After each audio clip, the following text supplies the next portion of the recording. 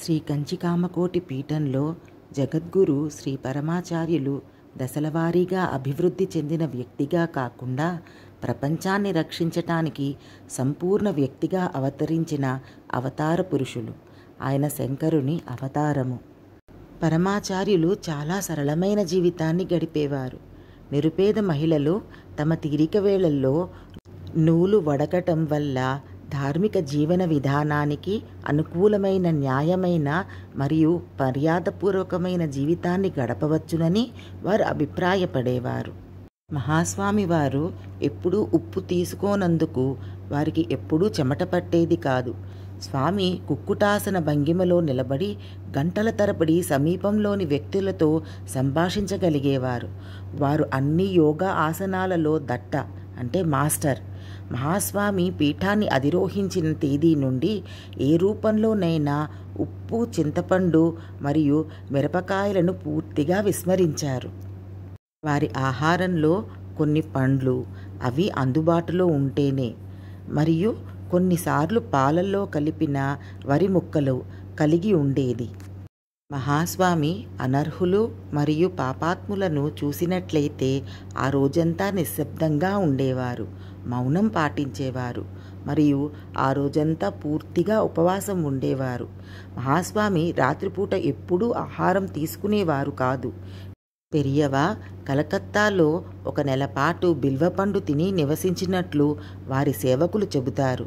ఇది చాలా పుల్లగా మరియు చాలా అసహ్యంగా ఉంటుంది, కానీ వైద్యపరంగా సిఫార్సు చేయబడింది. స్వామికి ఆహారంలో రుచితో నిమిత్తం ఉండేది కాదు అనేవారు సేవకులు. పెరియవ స్వయంగా కమండలము, అంటే చేతి నీటి కుండ, దండ అనగా పవిత్ర కర్ర మరియు కాషాయ వస్త్రంతో ధారణ ఖచ్చితంగా పాటించేవారు. స్నానానికి లేక కడగడానికి తప్ప ఆ పవిత్ర దండంను ఎట్టి పరిస్థితుల్లోనూ పక్కన పెట్టేవారు కాదు. దండాన్ని పట్టుకునే నిద్రపోయేవారు. మహాస్వామి నిద్రపోయే సమయం చాలా తక్కువగా ఉండేది. స్వామి నిద్రించటానికి ఎంత ఆలస్యమైనా మరుసటి ఉదయం 4 గంటలకు ఖచ్చితంగా మేలుకొనేవారు. నిర్ణీత సమయానికే జపానికి సిద్ధంగా ఉండేవారు.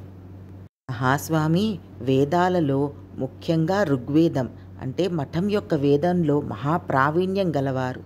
వారు సిద్ధి బ్రహ్మానందీయం, తార్క, సాహిత్యం, ధర్మశాస్త్రాలు, పురాణాలు, ఇతిహాసాలు, చివరకు వేదాంత, అద్వైత తత్వశాస్త్రంలోను అన్ని శాస్త్రాలలోనూ ప్రావీణ్యం గలవారు. తిరుక్కురల్, కంబరామాయణం, సిక్కిజార్ రచనలు మరియు 12 తిరుప్పావై, తిరువేంబావై సమావేశాలు, కోలారు పతిగం గానానికి మూలకర్త వంటి పవిత్రమైన తమిళ సాహిత్యంపై పాండిత్యంతో పాటు ఆంగ్లం, ఫ్రెంచు, తెలుగు, కెనరీస్, లాటిన్ సాహిత్యాలలో మహాస్వామికి ఆసక్తి, ప్రావీణ్యత ఉండేవి. మహాస్వామి కఠోర బ్రహ్మచర్యం ప్రసిద్ధి చెందింది.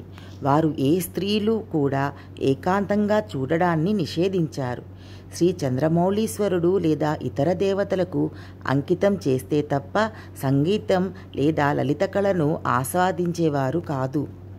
దేవాలయాలను పరిశుభ్రంగా ఉంచటం, నూనెతో దీపాలు వెలిగించటం మరియు దేవునికి కైంకర్యము మరియు పౌరాణిక కథలను చదవటం, అంటే పురాణ కాలక్షేపం కోసం ఏకాదశి రోజులలో ప్రజలతో కలిసి సామాజిక కార్యక్రమాలలో పాల్గొనటం మహాస్వామి వారిది ఎప్పుడూ ముందడుగే. 2 లేదా 3 గ్రామాల ప్రజలు సంవత్సరానికొక్కసారి సమావేశమై ఏదో ఒక ప్రాంతంలోని చెరువులను తవ్వి ఉత్సవాల్లో ఆయా ప్రదేశాల చుట్టూ ఆలయకారులను తీసుకువెళ్లాలని ఆయన కోరుకునేవారు. మరణశయ్యలో ఉన్న అణగారిన, ఒంటరి, అనారోగ్యంతో బాధపడే వారి చెవుల్లో శ్రీరామనామాన్ని ఉచ్చరిస్తూ తులసి ఆకు వేసిన 1 చెంచా గంగాజలం, శవపరీక్షలు చేపట్టిన అనాథ శవాలకు దహన సంస్కారాలు చేయటంలో ఆయన ప్రత్యేక శ్రద్ధ వహించేవారు. మహాస్వామి కాలంలో వేద పండితులందరినీ సమీకరించి అఖిల భారత ప్రాతిపదికన వేద సమ్మేళనాలను నిర్వహించాలని పిలుపునిచ్చారు. పండితులకు పింఛను అందజేసేందుకు ఏర్పాటు చేయటంతో పాటు వేద విద్యార్థులకు వేతనాల పథకాన్ని ప్రవేశపెట్టారు. వేద భాషయ అంటే వేదాలపై వ్యాఖ్యానం మరియు ప్రయోగ అంటే మతపరమైన ఆచారాల నిర్వహణ, ధర్మశాస్త్రాల అధ్యయనం పెరియవా హృదయానికి ప్రియమైనవి. మహాస్వామి అన్ని సాహిత్యాలు మరియు భాషలలో అద్వైత తత్వసారాన్ని బోధించేవారు. మహాస్వామి వారు విశేషమైన దూరదృష్టి గలవారు. ఒకసారి మహాస్వామి అకస్మాత్తుగా మఠం యొక్క మేనేజరును పిలిచి కలకత్తాలోని ఒక పేదవాడికి 500 రూపాయలు మొత్తాన్ని టెలిగ్రాఫిక్ మనీ ఆర్డర్ ద్వారా పంపమని ఆదేశించారు. కొన్ని నెలలు గడిచిన తరువాత ఒకరోజు ఆ పేదవాడు ఏడుస్తూ మహాస్వామి వద్దకు పరిగెత్తుకు వచ్చాడు. తన తండ్రి గడువు ముగిసినప్పుడు అనగా మరణించినప్పుడు శ్రీమఠం యొక్క మనీ ఆర్డర్ వచ్చిందని, ఆ డబ్బుతోనే అతనికి అంత్యక్రియలు చేయగలిగానని చెప్పాడు. ఆ మరణించిన తండ్రి ఒకప్పుడు శ్రీమఠం క్యాంపులో కనెక్ట్ అయ్యి ఉన్నాడు మరియు అతను పూజ కోసం బిల్వ ఆకులను క్రమబద్ధీకరించటం ద్వారా సేవ చేసుకున్నాడు. తిరుచ్చికి చెందిన గణపతి పెరియవా భక్తుడు. అతను నిరుద్యోగి మరియు అతనికి మంచి ఉద్యోగం సంపాదించటం చాలా కష్టమైన సమయం. పెరియవా దర్శనం కోసం కంచీపురం వచ్చి ఈ విషయం పెరియవాతో చెప్పాడు. పెరియవా తిరుచ్చిలోని బ్యాంకుల గురించి ఆరా తీశారు. గణపతి తిరుచి చేరునప్పటికీ అతనికి బ్యాంకుల నుండి 2 ఆఫర్ లెటర్లు వచ్చాయి. ఒకటి చెన్నైలో శాశ్వత పోస్టు మరియు ఒకటి తిరుచ్చిలో తాత్కాలిక పోస్టు. గణపతి కంగారుపడి మళ్ళీ ఈ విషయమై పెరియవా సహాయం కోరాడు. పెరియవా అతన్ని తిరుచ్చిలో తాత్కాలిక ఖాళీ స్థానంలో చేరమని అడిగారు. ఇది గణపతి ఊహించనిది. గణపతి తిరుచ్చిలో ఉద్యోగానికి చేరాడు. అయితే కొన్ని నెలల తరువాత సెలవుపై వెళ్ళిన వ్యక్తి తన ఉద్యోగానికి రాజీనామా చేయటంతో గణపతిని అదే పదవికి శాశ్వతంగా ఉంచారు. మహాపెరియవా లీలలు ఇవి. ఈ రకమైన మరిన్ని ఉదాహరణలు ఎన్నో ఉన్నాయి.